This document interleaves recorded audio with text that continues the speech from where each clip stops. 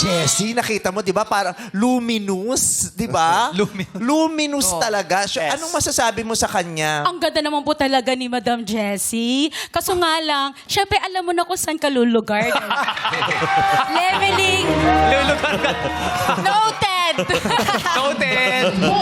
Ano ba ang lamang mo kay Jessie? Syempre makikita mo naman yan. Nakaka-offend naman kung ako pa magsasabi. Alam mo na sa sarili mo yan. Sa tingin mo ba? Ayun yun. Sa tingin mo ba kung nakita ka ni Luis Manzano, baka hindi niya ligawan si Jessie? Baka hindi pansinin. Kasi ako, kung ako nakita, head turner ako eh. Paano Head turner! Oh, ang huli kasi nakakita dyan, exorcist. Si Emily Rose, head Exorcist.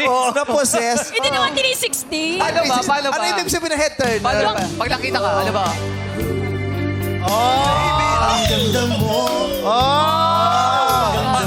Alam mo, pag kino-close up kayo, bigla, ulit kayong gano'n, Oh. tapos freeze, paano ulit yun? Yung Paano yun? Paano?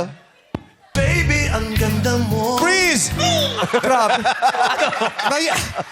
Ngayon pa lang, alam mo, ang ganda ng korte ng bungo. Ang perfect lang.